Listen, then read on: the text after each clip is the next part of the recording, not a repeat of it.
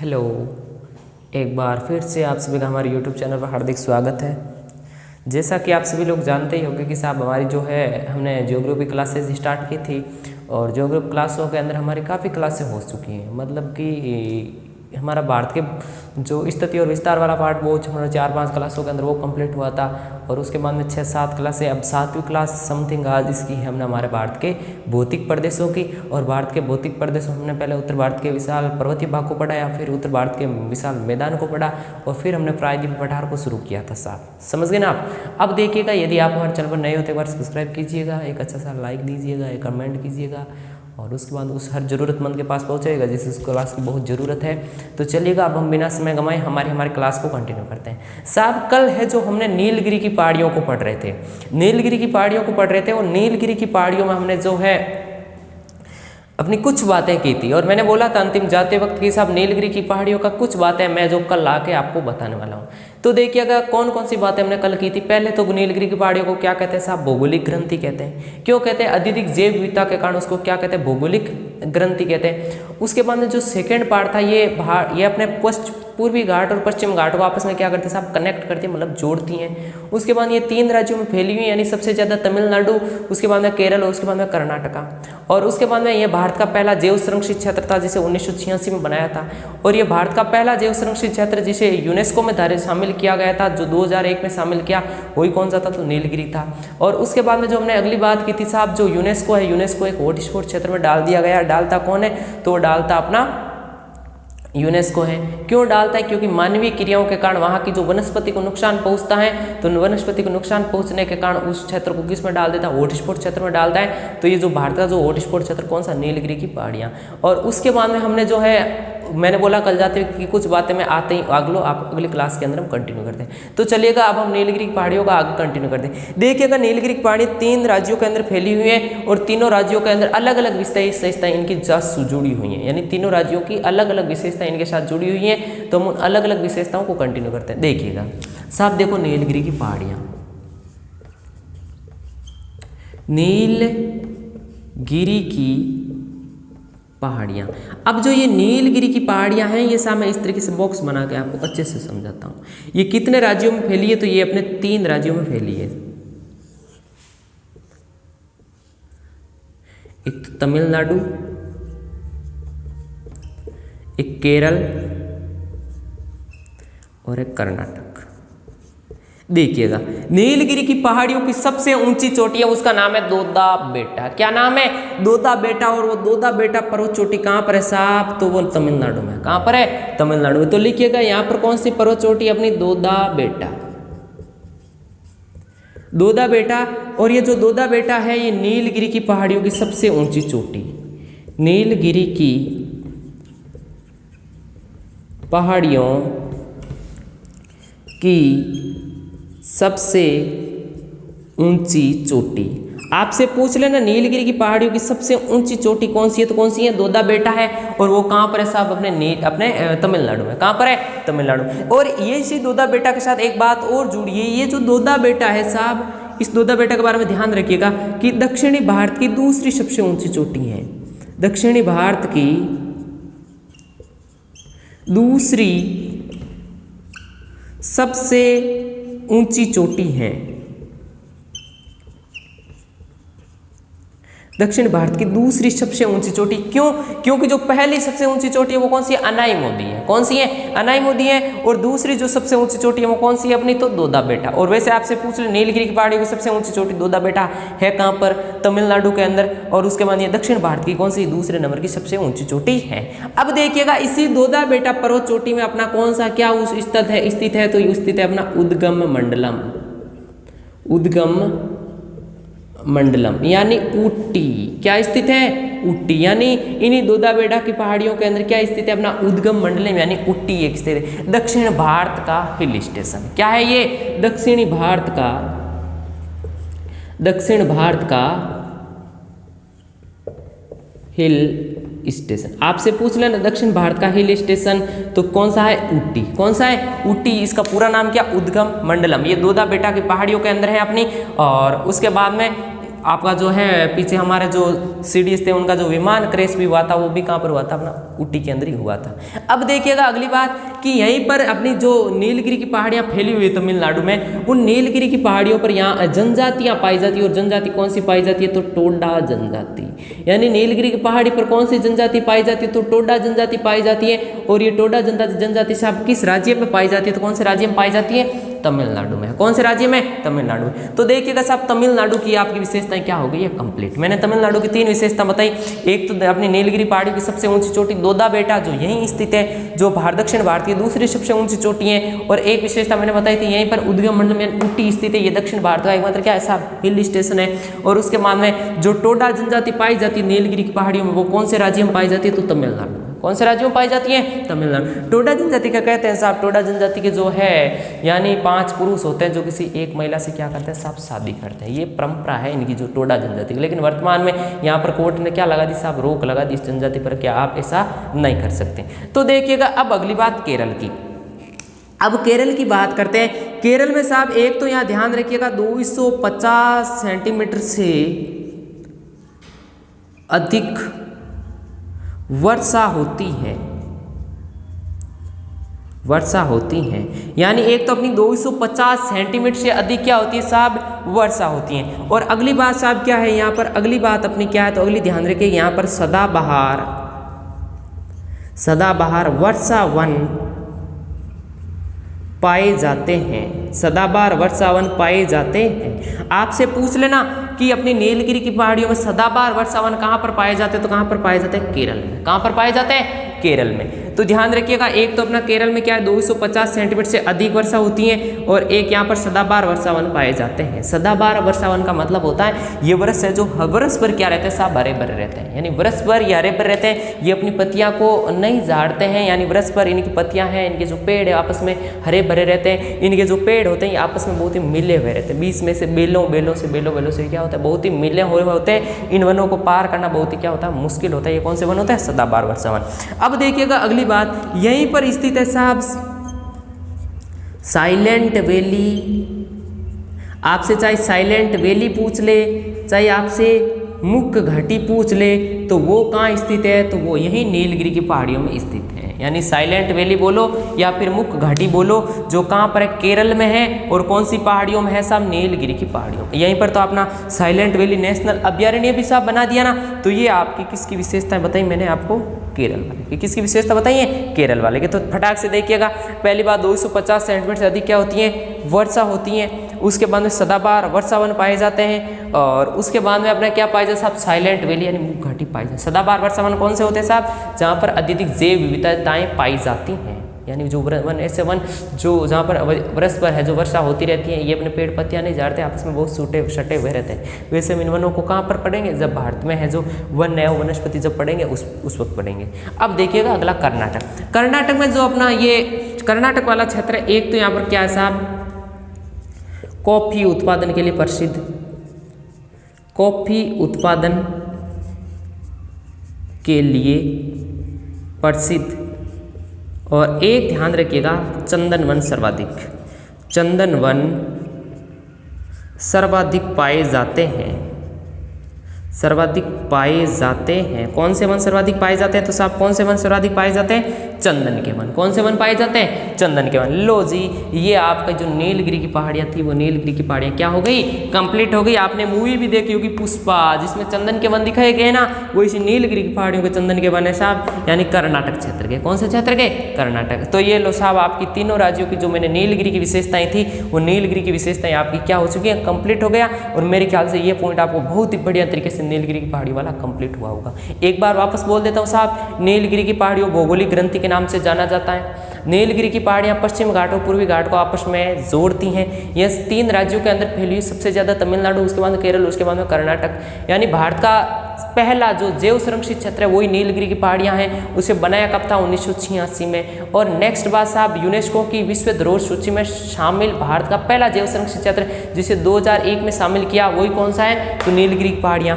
उसके बाद में नीलगिरी की पहाड़ियों को हॉट स्पॉट क्षेत्र में डाला गया। हॉट स्पॉट क्षेत्र में डालता कौन है? तो यूनेस्को डालता है। और हॉट स्पॉट क्षेत्र होता कौन सा है? यानी मानवीय क्रियाओं के कारण वहाँ की प्रकृति को जो नुकसान पहुँचता है, यानी मानवीय क्रियाओं के कारण वहाँ की प्रकृति को जो ज़्यादा नुकसान पहुँचता है और मानवीय क्रिया के कारण वहाँ की जो वनस्पति वो धीमी गति से घटने लगती हैं, तो उसे हम किस क्षेत्र में डालते हैं? हॉट स्पॉट क्षेत्र में डालते हैं। और अगली बात मैंने बोला कि नीलगिरी की पहाड़ियाँ तीनों राज्यों की मैंने अलग अलग विशेषता बताई।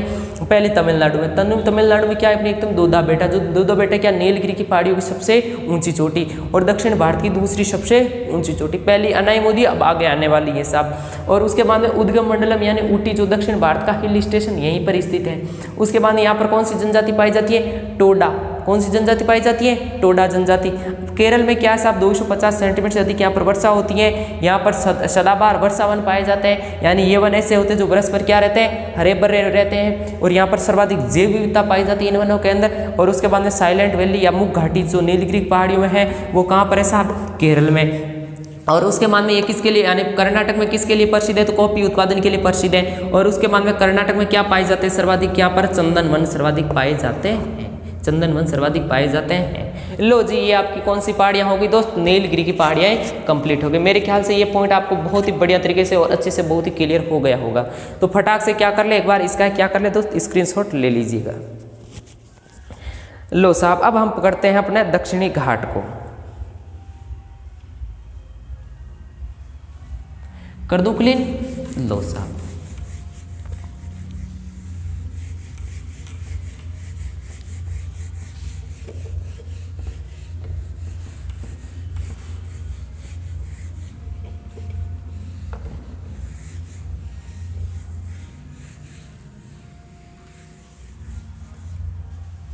अब देखिएगा हमारी नेक्स्ट बात, और अब हम पढ़ते हैं अपना दक्षिणी घाट। तो देखिएगा पहले मैं हमने पश्चिमी घाट पढ़ा था और पश्चिम घाट के बाद में मैंने आपको नीलगिरी की पहाड़ियाँ बता दी। अब नीलगिरी की पहाड़ियों के बाद में अब हम पढ़ेंगे दक्षिणी घाट। दक्षिणी घाट। अब दक्षिण घाट की कुछ नहीं साहब, कुछ पर्वत श्रृंखलाओं की आपको विशेषताएं ध्यान रखनी है। जैसे कि यहाँ पर इस तरीके से एक पर्वत श्रृंखला फैली हुई है दक्षिण घाट में। मैं चित्र बना के बता देता हूँ अच्छे से, देखिएगा।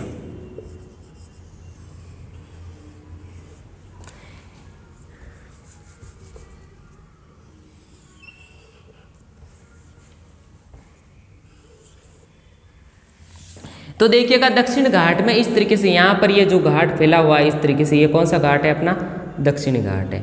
और इस दक्षिण घाट में देखो, एक तो यहाँ पर है अपनी अन्नामलाई की पहाड़ियाँ। कौन सी पहाड़ियाँ फैली हुई है? अन्नामलाई की पहाड़ियाँ। और एक यहाँ पर कौन सी पहाड़ियाँ फैली हुई इस तरीके से, अपनी कौन सी पहाड़ियाँ है? तो ध्यान रखना, पालनी पहाड़ियाँ। कौन सी पहाड़ियाँ है? पालनी पहाड़ियाँ। और यहाँ पर नीचे की ओर इस तरीके से यहाँ पर जो पहाड़ियाँ फैली हुई है कौन सी पहाड़ियाँ? इलायची की पहाड़ियाँ। कौन सी पहाड़ियाँ है? इलायची। इस तरीके से ध्यान रखिए दोस्त, पेन टपक रहा है। तो देखिएगा इस तरीके से, यानी इस तरीके से ये कौन सी पहाड़ियाँ आ जाती हैं? यहाँ पर पहले अन्नामलाई की पहाड़ियाँ, और उसके बाद में इससे सटी हुई यहाँ पर कौन सी पहाड़ियाँ आएगी? पालनी की पहाड़ियाँ। और पालनी की पहाड़ियों के बाद में यहाँ पर नीचे की तरफ कौन सी पहाड़ियाँ आएगी? तो इलायची की पहाड़ियाँ। कौन सी पहाड़ियाँ आएगी? इलायची की पहाड़ियाँ। अलग अलग रूप में आपको मैं इसकी विशेषताएं बता देता हूँ। देखिएगा ये जो पहाड़ियाँ हैं ये कौन सी पहाड़ियाँ हैं साहब? अन्नामलाई की पहाड़ियाँ।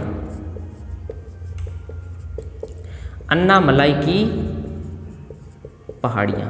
ये जो अन्नामलाई की पहाड़ियाँ हैं, इन अन्नामलाई की पहाड़ियों की सबसे ऊंची चोटी है, उसका नाम है साहब अन्नाईमुदी, यानी अन्नाईमुदी। और ये अन्नाईमुदी है साहब, ये है कहाँ पर? तो केरल में। यानी अन्नामलाई की पहाड़ियाँ फैली हुई है कहाँ पर है? तो ये केरल में फैली हुई। कहाँ पर फैली हुई है? केरल में। और इनकी सबसे ऊंची चोटी कौन सी है? अन्नाईमुदी। और यही साहब अन्नाईमुदी दक्षिणी भारत की सबसे ऊंची चोटी है। सबसे ऊंची चोटी है।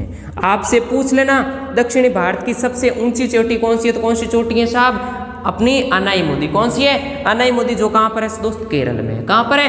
केरल में। और कौन सी पहाड़ियों में? तो अन्नामलाई की पहाड़ियों में। उसके बाद में यहाँ पर ये कौन सी पहाड़ियाँ हैं? तो यहाँ पर ये है पालनी पहाड़ियाँ। पालनी पहाड़ियाँ।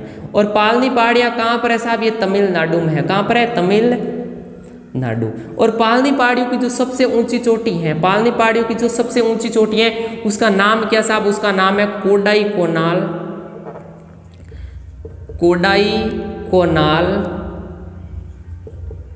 कोडाई कोनाल चोटी। और ये है कहाँ पर? तो ध्यान रखिएगा तमिलनाडु, TN लिख रहा हूँ मतलब तमिलनाडु। ठीक है, समझ गए। अब जो लास्ट हमारे दक्षिण में जो पहाड़ियाँ हैं वो कौन सी पहाड़ियाँ हैं? तो वो है इलायची की पहाड़ियाँ। ये कौन सी पहाड़ियाँ हैं? इलायची की पहाड़ियाँ। और ये इलायची की पहाड़ियाँ जो है ये कहाँ पर फैली हुई? ये कहाँ पर है साहब? ये भी कहाँ पर है? तो ये ध्यान रखिएगा केरल। कहाँ पर इलायची की पहाड़ियाँ? केरल। अब जो इलायची की पहाड़ियों की सबसे ऊंची चोटी आपसे पूछ ले कि कौन सी है साहब इलायची की पहाड़ियों की, तो वो है अगस्त मलाई। कौन सी है? अगस्त मलाई चोटी। जो सबसे ऊंची चोटी कौन सी है? अगस्त मलाई चोटी है।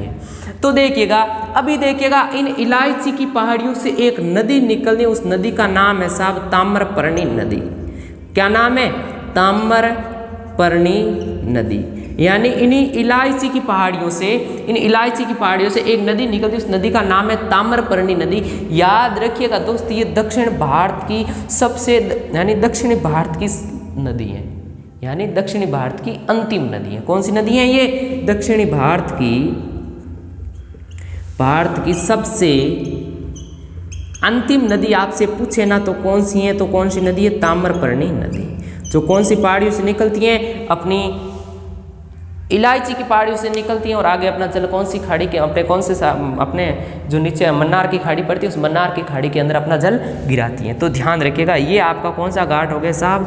दक्षिणी घाट हो गया। दक्षिण घाट देखो, पहले अन्नामलाई की पहाड़ियाँ जो कहाँ पर है? केरल में है। इनकी सबसे ऊंची चोटी जो कौन सी है? अनाईमुदी, वो भी कहाँ पर है? केरल। जो दक्षिण भारत की दोस्त क्या सबसे ऊंची चोटी है। उसके बाद में जो नेक्स्ट बात आती है वो कौन सी पहाड़ी आती है? पालनी पहाड़ियाँ जो कहाँ पर है? तमिलनाडु में है। और इनकी सबसे ऊंची चोटी कौन सी है? तो कोडाई कोनाल है। कौन सी है? कोडाई कोनाल पर्वत चोटी है जो कहाँ पर है? तमिलनाडु में। और उसके बाद में इलायची की पहाड़ियाँ जो कहाँ पर है दोस्त? केरल में है। और इनकी जो सबसे ऊंची चोटी है वो कौन सी है? अगस्त मलाई चोटी। और उसके बाद में ये जो एक नदी निकलती है उस नदी का नाम है ताम्रपर्णी नदी। ये दक्षिण भारत की सबसे अंतिम नदी है, दक्षिण भारत की सबसे अंतिम नदी है। लो जी, ये आपका कौन सा घाट बता दिया मैंने? दक्षिण घाट। फटाक से क्या कर ले दोस्त? स्क्रीनशॉट ले लीजिएगा।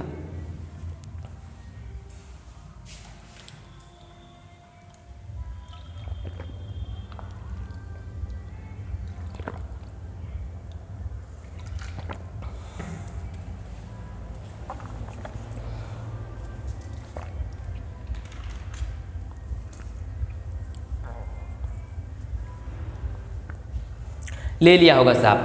तो चलिएगा, देखो दोस्त ऐसी बात है कि देखो आपको मेहनत करनी पड़ेगी। कहते हैं ना, बिना मेहनत में दोस्त तक तो ताज नहीं मिलने वाला है। और याद रखिएगा, जब यदि ज़िंदगी में सफल होना ही है यकीनन, तो फिर मेहनत करनी पड़ेगी। क्योंकि मेहनत करने से ही आप उस सफलता के मंजर को छू पाओगे। हो सकता है कि आपकी नाव इधर उधर डगमगाएगी, थोड़ा दिन कभी इधर उधर होगी, लेकिन ये नहीं हो सकता कि आपकी जो ये दरिया है ये डूब जाएगी। क्योंकि मेहनत करोगे तो ज़रूरत एक दिन ना एक दिन आपको क्या मिलने वाली? दोस्त सफलता जरूर मिलने वाली, ये बात याद रखिएगा। तो देखिएगा, ये इतनी सी जो मैंने बात बताई थी, ये कौन सा घाट था? दक्षिण घाट। और पूरा का पूरा सही से अपनी कॉपी के अंदर आपने मेरे ख्याल से डायग्राम सजा लिया होगा। अब देखिएगा अगली बात, अब अपना कौन सा घाट आएगा? पूर्वी घाट। लेकिन पूर्वी घाट से पहले मैं आपको एक और चीज़ बताने वाला, जो बहुत ही महत्वपूर्ण चीज़ है, वो कौन सी है वो बताने वाला हूँ। देखिएगा, यहाँ पर मैं आपको पश्चिमी घाट के पहले दरे बताने वाला हूँ, यानी पश्चिमी घाट के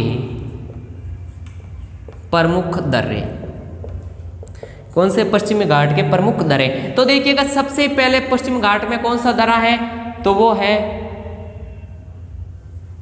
थाल घाट दर्रा। कौन सा दर्रा है? थाल घाट दर्रा। उसके बाद में जो 2 नंबर है वो कौन सा है? तो वो है भोर घाट दर्रा। कौन सा दर्रा है? भोर घाट दर्रा। उसके बाद में तीसरा जो दर्रा है वो कौन सा है? वो ध्यान रखिएगा, पाल घाट दर्रा। कौन सा दर्रा है 3 नंबर पर? पाल घाट दर्रा। और जो 4 नंबर पर है वो है सिनकोट दर्रा। सिनकोट दर्रा। तो ये अपने 4 पश्चिमी घाट के प्रमुख जो 4 दर्रे हैं, एक तो अपना थालघाट दर्रा, एक अपना भोरघाट दर्रा, एक अपना पालघाट दर्रा, एक अपना सिनकोट दर्रा। समझ गए, सिनकोट दर्रा समझ गए। अब देखिए यही इनका क्रम रहेगा, जैसे जैसे आप उत्तर से दक्षिण की तरफ आओगे ना तो यही इनका क्रम रहेगा। तो किस तरीके से देखिएगा अभी बताता हूं मैं आपको। यहाँ पर देखिएगा सबसे पहले कौन सा दर्रा आएगा, यहीं पर आएगा सबसे पहला दर्रा, और यहीं पर एक शहर स्थित है। यहाँ पर एक इस तरीके थोड़ा बड़ा बना देता हूं, देखिए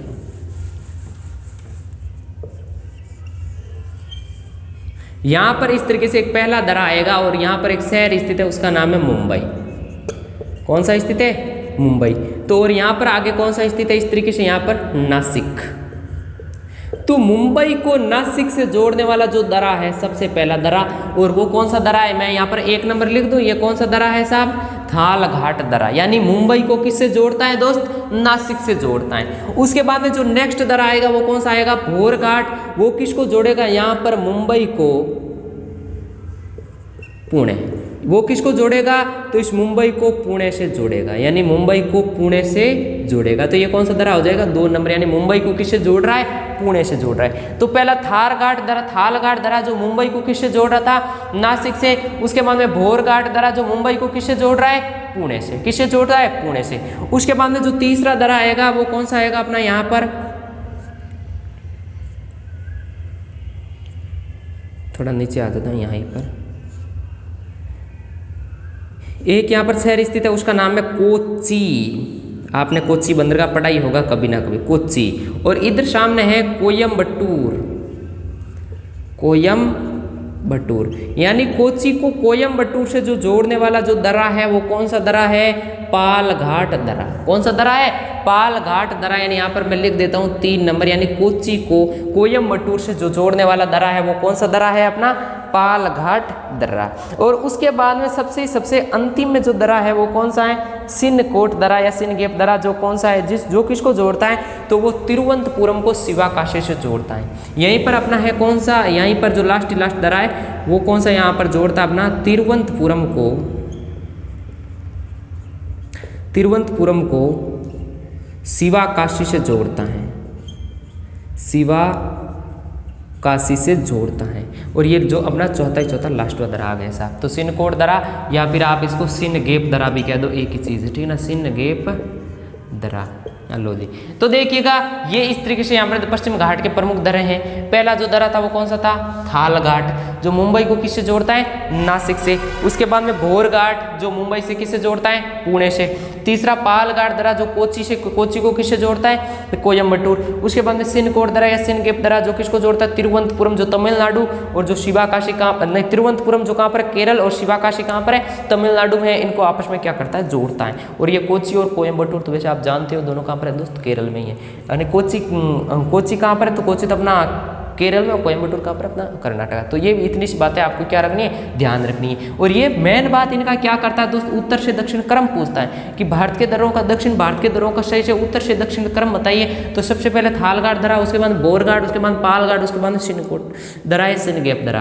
पहला मुंबई को नासिक से, दूसरा मुंबई को पुणे से, तीसरा कोच्चि को कोयम्बटूर से, चौथा तिरुवनंतपुरम को शिवकाशी से। लो जी, ये आपके जो मैंने पश्चिमी घाट के जो प्रमुख दर्रे थे वो मैंने दर्रे बता दिए। फटाक से स्क्रीनशॉट ले लीजिएगा।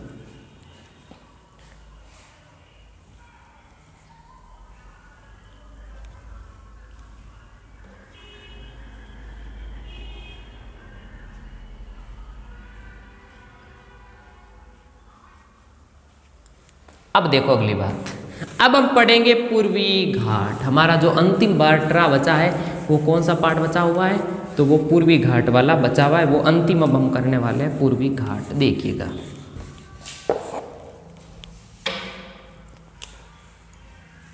पूर्वी घाट ध्यान रखिएगा इस तरीके से, अत्यधिक अपर्दी मतलब ये जो पूर्वी घाट है, ये पूर्वी घाट छोटी छोटी पहाड़ियों के रूप में, टूटा फूटा रूप में फैला हुआ है साहब। छोटी छोटी पहाड़ियों के रूप में टूटा फूटा क्या है, यहाँ पर फैला हुआ है। तो लिख दूं पहली बात, यह साहब किस रूप में साहब, तो यह टूटी फूटी अपर्दित पहाड़ियों के रूप में, अपर्दित पहाड़ियों के रूप में फैला है, में फैला है। अब देखिएगा नेक्स्ट बात साहब, अब बताओ यानी ऊंचाई सबसे ज्यादा पश्चिमी घाट की है या ऊंचाई सबसे ज्यादा पूर्वी घाट की है। यहाँ पर ये क्वेश्चन बच्चे पूछेगा कि जो ऊंचाई है यहाँ पर वो ऊंचाई सबसे ज्यादा अपने पश्चिमी घाट की है या पूर्वी घाट की। तो देखिएगा दोस्त, मैं अभी एक आपका डायग्राम सजाता हूँ इस तरीके से, ध्यान से देखिएगा। यहाँ सबसे पहले कौन सा सागर आता है अपना, अरब सागर, और अरब सागर के बाद में देखो यानी ये सबसे पहले यहाँ पर कौन सा सागर आता है, तो अरब सागर, और अरब सागर के बाद में अपना कौन सा घाट आता है, पश्चिमी घाट। और हम जैसे जैसे पूर्वी घाट की ओर जाते हैं तो इसकी जो ऊंचाई होती है वो ऊंचाई क्या होती जाती है दोस्त, कम होती जाती है। मतलब ये कौन सा घाट आता है, पश्चिमी घाट, और ये आगे अपने कौन सी आ जाती है, बंगाल की खाड़ी, बंगाल की खाड़ी। ध्यान रखिएगा ये पूर्वी घाट, सॉरी, ठीक है ना, पूर्वी घाट यानी पश्चिमी घाट है जो पूर्वी घाट की तुलना में क्या है साहब, ज्यादा ऊंचाई पर है। मतलब पश्चिमी घाट यहाँ पर ये तो ज्यादा ऊंचाई पर है और ये ज्यादा क्या है, नीचाई पर है। तो ध्यान रखिएगा पूर्वी घाट की तुलना में पश्चिम घाट क्या है, ज्यादा ऊंचा है साहब, और पूर्वी घाट क्या है साहब, ज्यादा नीचा है। तो ये ध्यान रखिए, यहाँ पर ये अरब सागर है और यहाँ पर उधर की ओर कौन सी खाड़ी आती है, बंगाल की खाड़ी। लो जी, ये एक बार आप इतनी सी बातों का क्या कर लो, फटाक से स्क्रीनशॉट कर लो, और उसके बाद में मैं आपको पूर्वी घाट की कुछ एक पहाड़ियाँ, उन कुछ एक पहाड़ियों के बारे में बता देता हूँ, और फिर आपका पूर्वी घाट भी क्या हो जाएगा, कंप्लीट हो जाएगा। तो फटाक से स्क्रीनशॉट ले लीजिएगा।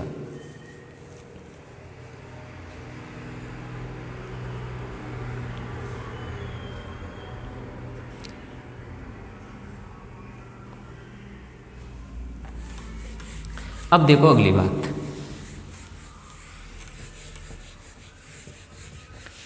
अब देखिएगा अगली बात, और नेक्स्ट बात कौन सी है, तो देखो यहीं पर सबसे पहले उड़ीसा के अंदर, कहां पर, उड़ीसा के अंदर कुछ पहाड़ियां फैली हुई। तो उड़ीसा की जो पहाड़ियां हैं, उन उड़ीसा की पहाड़ियों का सबसे पहले मैं नाम लिखता हूं। कौन कौन से नाम है साहब, तो देखिएगा गडजात पहाड़ी, पहली यहां पर कौन सी पहाड़ी आती है, उसका नाम है गडजात पहाड़ी। उसके बाद में कौन सी आती है,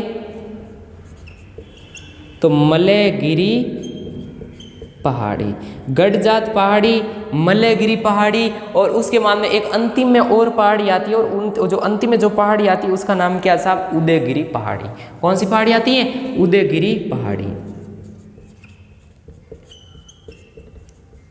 उदयगिरी पहाड़ी। ये तीनों ही पहाड़ियां कहाँ पर है दोस्त, उड़ीसा में। कहाँ पर है, उड़ीसा में। तो ध्यान रखिएगा पश्चिम पूर्वी घाट पर उड़ीसा की 3 पहाड़ियां आती है। एक पहाड़ी का नाम गडजात पहाड़ी, एक पहाड़ी का नाम मलयगिरी पहाड़ी, और एक पहाड़ी का नाम उदयगिरी पहाड़ी। अब जैसे आप उड़ीसा के इधर की साइड में आओगे तो यहीं पर आपको पता है कौन सा आता है, तेलंगाना, क्योंकि नीचे आंध्र प्रदेश वाला हिस्सा आता है। आंध्र प्रदेश से अलग कौन हुआ था, तेलंगाना। तो यहाँ तेलंगाना तट तो नहीं बनाता है, लेकिन पूर्वी घाट में सब शामिल है। यहाँ पर तेलंगाना में साथ एक पर्वत श्रृंखला स्थित है, उसका नाम है शेषाचलम। शेषाचलम, आपसे पूछ लेना शेषाचलम पर्वत श्रृंखला कहाँ या पर्वत कहाँ पर है, तो ये कहाँ पर है, तेलंगाना। कहाँ पर है, तेलंगाना। अब इस शेषाचलम की विशेषता क्या है, तो यहीं पर तिरुवनंतपुरम बालाजी स्थित है, जो अपने तिरुपति जो बालाजी हैं। कौन से बालाजी, जो तिरुपति बालाजी, यही है जो तिरुपति बालाजी का जो मंदिर है ना, वो इन्हीं शेषाचलम की पहाड़ियों पर बना हुआ है। कौन से बालाजी का, तिरुपति बालाजी का। तो ध्यान रखिएगा। अब देखिएगा अगली हम पढ़ते हैं आंध्र प्रदेश की। तो आंध्र प्रदेश की कौन सी है, तो आंध्र प्रदेश की सबसे पहले यहीं पर आती है नल्ला मलाई की पहाड़ियां, नल्ला मलाई की पहाड़ियां। उसके बाद में आता है पालकोंडा, पालकोंडा, और एक पहाड़ी आती है उसका नाम है मधुकोंडा, मधुकोंडा।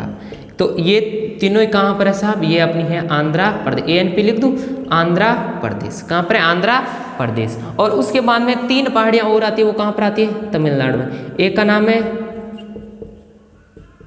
जावेदी सेवरोई, एक का नाम है जावेदी, एक का नाम है सेवरोई, और एक अंतिम में अपनी पहाड़ी है उसका नाम है पंचमलाई। कौन सी पहाड़ी है अपनी, अंतिम में एक और पहाड़ी उसका नाम है पंचमलाई।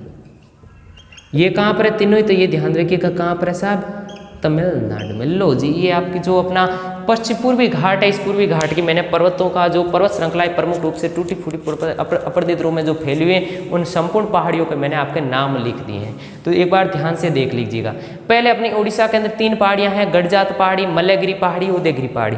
गडजात पहाड़ी, मलयगिरी पहाड़ी, उदयगिरी पहाड़ी कहाँ पर है? उड़ीसा में। और यहीं पर अपनी शेषाचलम में तेलंगाना में, यहाँ पर तिरुपति बालाजी का क्या बना हुआ है? मंदिर बना हुआ है। और उसके बाद में नल्लामलाई की पहाड़ी, पालकोंडा, मधुकोंडा, ये कहाँ पर है साहब? आंध्र प्रदेश में। उसके बाद में जावेदी, सेवरोई और पंचमलाई, ये तीनों कहाँ पर है? तमिलनाडु।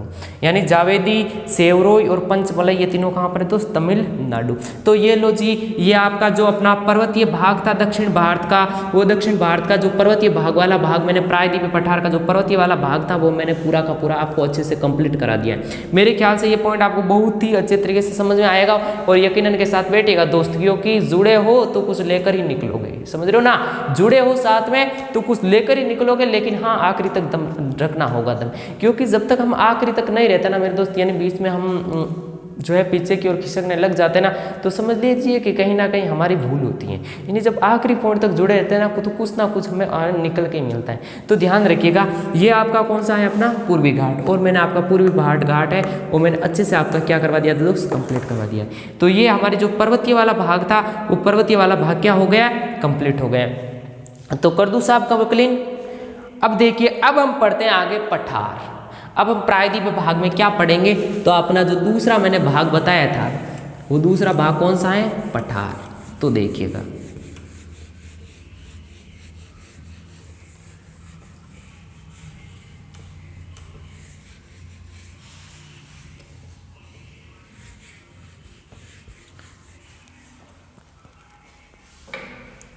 अब अपना नेक्स्ट जो भाग है प्रायद्वीप पठार का, वो दूसरा भाग कौन सा है? पठार। पहले आपको मैं एक डायग्राम के माध्यम से भारत के जितने भी संपूर्ण पठार है, उन पठारों की जो स्थिति है वो स्थिति आपको डिफाइन कर देता हूँ। उसके बाद में हम एक एक करके पठारों को पढ़ते हुए चलेंगे। तो देखिएगा स्थिति इस तरीके से,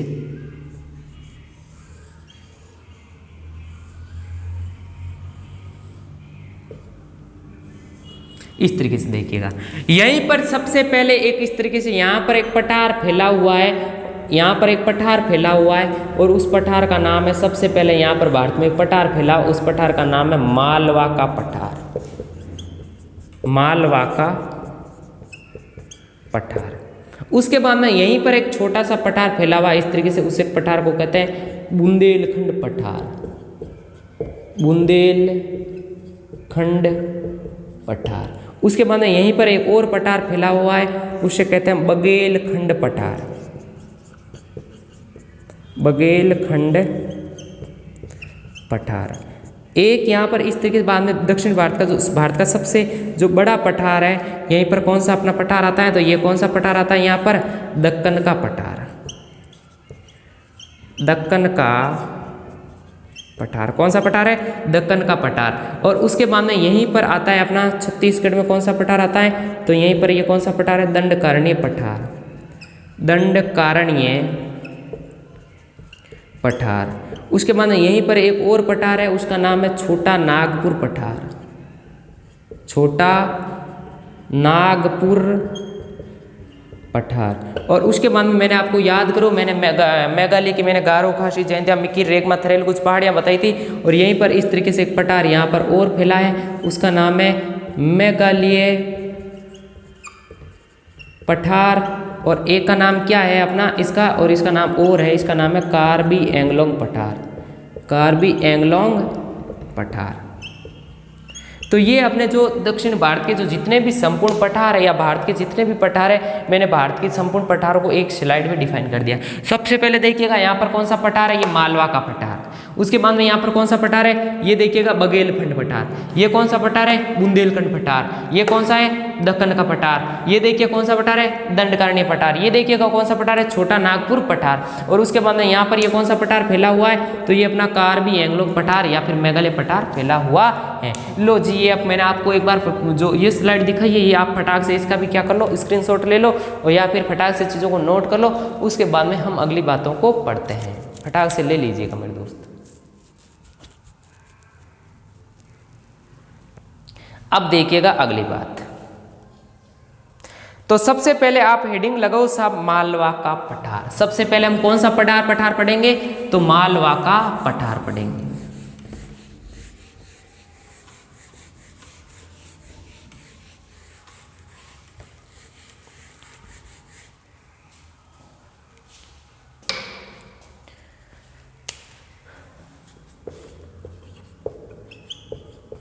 मालवा का पठार। अब देखिएगा इस तरीके से मैं बनाता हूं। यहीं पर आपको पता है मैंने ऊपर की तरफ एक पर्वत श्रृंखला बताई थी, उसका नाम था अरावली, और उसके बाद में यहीं पर नीचे की तरफ मैंने एक पर्वत श्रृंखला बताई थी, उसका नाम था विंध्याचल। इन अरावली और विंध्याचल के बीच में कौन सा पठार है? तो बीच में मालवा का पठार है। समझ गए ना? यानी ऊपर तो ये कौन सी अरावली पर्वत श्रृंखला, अरावली और विंध्याचल के बीच में, अरावली और विंध्याचल के बीच में कौन सा पर्वत फैला हुआ, कौन सा पठार फैला हुआ? तो कौन सा पठार है दोस्त? ये ध्यान रखना, कौन सा पठार है? मालवा का पठार। तो आपसे पूछेगा कि मालवा का पठार किन दो पर्वत श्रृंखलाओं के मध्य है? तो एक तो अपना अरावली और एक अपना विंध्याचल। अरावली और विंध्याचल पर्वत श्रृंखलाओं के मध्य कौन सा पठार फैला हुआ है? मालवा का पठार। और मुख्य रूप से ये भारत के कौन से राज्य में है? तो मुख्य रूप से भारत के मध्य प्रदेश राज्य में, इसका थोड़ा सा भाग राजस्थान में भी है, इसका थोड़ा सा भाग अपना उत्तर प्रदेश में भी है, और थोड़ा सा भाग इसका छत्तीसगढ़ में ही है, छत्तीसगढ़ में भी है। लेकिन जो ज़्यादा इसका भाग है मालवा के पठार का, वो ज़्यादा भाग कहाँ पर है? एमपी में। कहाँ पर है? एमपी में। तो ध्यान रखिएगा अरावली और विंध्याचल के बीच में कौन सा पठार फैला हुआ है? अपना मालवा का पठार। उसके बाद में अगली बात देखिएगा, यहीं पर भी लिख देता हूँ अगली बात, यानी इसका नेक्स्ट पॉइंट बताते हूँ। मालवा पठार की यदि आपसे प्रमुख नदी पूछे ना कि मालवा पठार की प्रमुख नदी कौन सी है, तो इसकी प्रमुख नदी है साहब चंबल नदी। कौन सी नदी है? चंबल नदी। जो चंबल नदी एमपी से निकलती है, यानी महू की पहाड़ियों, यानी महू जिले जो एमपी में है, महू से निकलती हैं, और उसके बाद में जो कहाँ पर राजस्थान होते हुए, राजस्थान के बाद में उत्तर प्रदेश होते हुए आगे अपना जल का इसमें गिरा देती है, यमुना में गिरा देती है। लेकिन ये मालवा के पठार की साहब क्या है? प्रमुख नदी है। मालवा के पठार की क्या है? प्रमुख नदी है। अब देखिएगा अगली बात, यानी चंबल नदी उत्ख्यात भूमि का निर्माण करती हैं जिसे बीहड़ कहते हैं। बीहड़ का मतलब उत्ख्यात भूमि का मतलब दोस्त कि चंबल नदी जहाँ से बहती है तो वहाँ पर गहरे गहरे खड्डों का क्या करती है? निर्माण करती है। और उन्हीं गहरे गहरे खड्डों को किस नाम से जानते हैं? हम उत्ख्यात भूमि के नाम से जानते हैं। और उसी उत्ख्यात भूमि को क्या कहते हैं साहब? बीहड़ कहते हैं। क्या कहते हैं उसी उत्ख्यात भूमि को? बीहड़। तो ध्यान रखिएगा इसकी जो प्रमुख नदी वो कौन सी नदी है? चंबल नदी है। और ये उत्ख्यात भूमि का निर्माण करती है जिसे बीहड़ कहते हैं। जिसे क्या कहते हैं? बीहड़ कहते हैं। अब देखिएगा नेक्स्ट पॉइंट। अब देखो नेक्स्ट पॉइंट कि चंबल नदी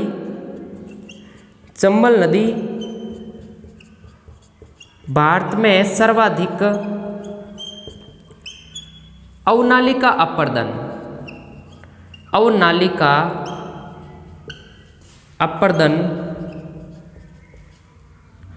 अपर्दन के लिए जानी जाती हैं। अवनालिका अपर्दन के लिए जानी जाती हैं। आपसे पूछेगा भारत में सर्वाधिक अवनालिका अपर्दन के लिए कौन सी नदी जानी जाती है? तो कौन सी नदी जानी जाती है? चंबल नदी। तो अवनालिका अपर्दन का मतलब है कि जहाँ चंबल नदी बहती है तो ये पतली पतली धाराओं में बंट जाती हैं, और ये जो पतली पतली जो धाराएं होती हैं इनके बीच में गहरे गहरे से खड्डों का निर्माण हो जाता है। वो तो क्या कहलाता है? उत्ख्यात भूमि। और ये जो पतली पतली नालियों में बढ़ती है वो कौन सी क्या कहलाती है? अवनालिका अपर्दन। क्या कहलाती है अपनी? अवनालिका अपर्दन। तो इतनी सी बातें ध्यान रखिएगा। उसके बाद में देखो इसकी अगली बात,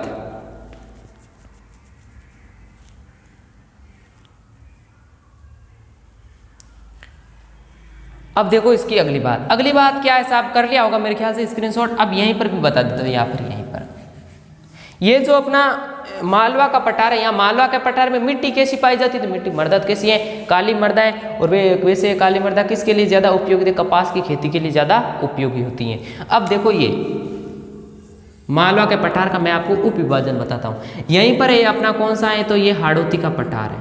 इसे कहते हैं हम हाड़ौती का पठार। ये हाड़ौती का पठार कहाँ पर है दोस्त? ध्यान रखिएगा राजस्थान में। इसे हम दक्षिणी पूर्वी राजस्थान का पठार भी कहते हैं। इसे हम हाड़ौती के पठार को दक्षिणी पूर्वी राजस्थान का पठार भी कहते हैं। उसके बाद में ये कौन सा आता है? मालवा का पठार। मालवा का पठार, और इसी मालवा के पठार के दोनों हिस्से हैं। एक तो अपना कौन सा पठार, बुंदेलखंड पठार, और एक कौन सा पठार आगे बताया था मैंने, बघेलखंड पठार। ये तो कहाँ पर है, तो ये यूपी प्लस एमपी में है, और ये कहाँ पर है तो दोस्त ये ध्यान रखना, एमपी प्लस छत्तीसगढ़ में है। समझ गए, मालवा का पठार प्रमुख रूप से कहाँ पर है, एमपी में। ये इस मालवा के पठार के क्या है साहब, हिस्से, यानी हाड़ौती के पठार जो कहाँ पर है, राजस्थान में है, वही मालवा के पठार का हिस्सा है। और उसके बाद में अपना मालवा का पठार जो एमपी में है वही अपना मालवा का पठार ही है, और उसके बाद बुंदेलखंड पठार जो यूपी प्लस एमपी में है, और बघेलखंड पठार जो एमपी प्लस छत्तीसगढ़ के अंदर फैला हुआ है। और ये मालवा के पठार के ये क्या है साहब, हिस्से हैं। तो ये इतना सा आपको मेरे ख्याल से जो मालवा का पठार था, ये मालवा का पठार बहुत ही अच्छे तरीके से साहब क्लियर हो गया होगा। फटाक से क्या ले ले, इसका भी दोस्त स्क्रीनशॉट ले लीजिएगा।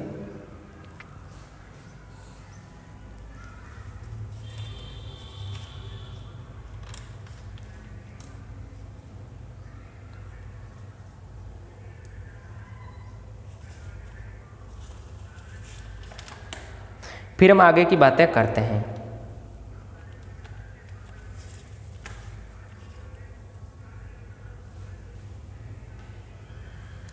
तो चलिएगा दोस्त, आज की क्लास को हम यहीं पर समाप्त करते हैं। मिलेंगे अपनी नेक्स्ट क्लास में, लेकिन तब तक के लिए जय हिंद, जय भारत। और यदि आप हमारे चैनल पर नए हो तो एक बार चैनल को सब्सक्राइब कीजिएगा, एक लाइक, एक कमेंट कीजिएगा, और हर बच्चे के पास पहुंचेगा जिसको इस क्लास की दोस्त बहुत ज़रूरत है। और याद रखिएगा, सत्य की नाव डगमगाती जरूर है, लेकिन बाबू कभी डूबती नहीं है। अपनी मेहनत की ओर बढ़ते रहेगा, क्योंकि मेहनत करने से ही एक दिन सफलता मिलने वाली है। कहते हैं ना साहब, सोना जितना तपता है, सोना जितना तपता है वो उतना ही निकलता है।